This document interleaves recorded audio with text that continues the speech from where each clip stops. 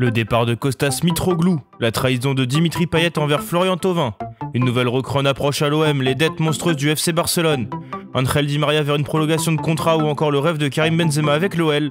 C'est parti pour le journal Made in Foot du jour.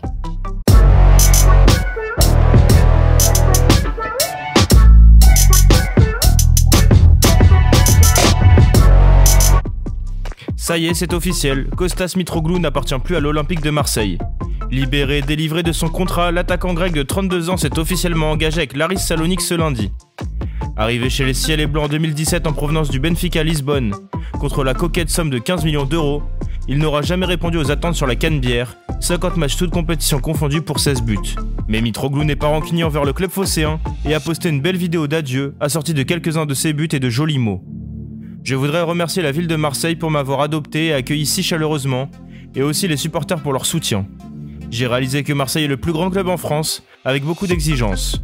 Et c'est pour cela que, malgré les dures critiques que j'ai parfois reçues, je n'ai jamais réagi et j'ai continué à travailler dur tous les jours pour prouver ma valeur. J'aurais aimé qu'on gagne la Ligue Europa en 2018 et qu'on ramène ce titre à Marseille. Les temps sont durs en ce moment à Marseille et les embrouilles entre les deux cadres Dimitri Payet et Florian Thauvin sont pesantes. Toujours concernant la grosse réunion survenue au lendemain de la défaite face à Nîmes il y a de ça plus d'une semaine, l'équipe dévoile quelques informations supplémentaires ce mardi. Ainsi, Dimitri Payet aurait reproché à son coéquipier de jouer un peu trop pour sa gueule, je cite, et de penser plus à ses stats qu'aux résultats de l'équipe. Le numéro 10 a aussi fait la comparaison avec le groupe actuel et celui de l'an passé, et estime que l'OM jouait mieux sans Thauvin qui était blessé. À la toute fin de la réunion, Florian Thauvin a lui aussi pris la parole et vidé son sac.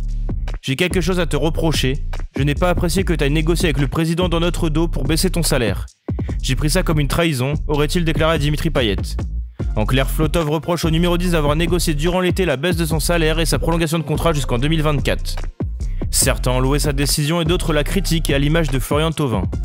En effet, la baisse de salaire a coupé l'herbe sous le pied aux champions du monde français, qui espéraient une revalorisation salariale en cas de prolongation à l'OM.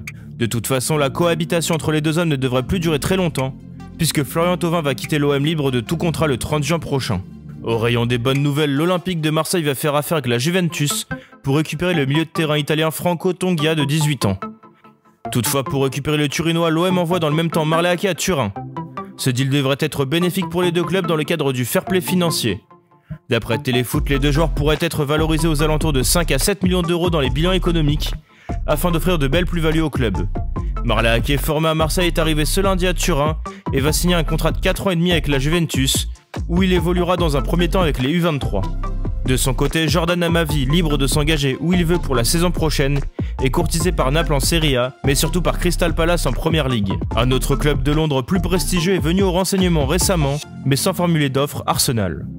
Un puissant fond, voilà le titre du journal madrilène Marca pour évoquer la grave crise économique du FC Barcelone. Hier, un cabinet a réalisé un audit des comptes du club catalan et les résultats sont catastrophiques.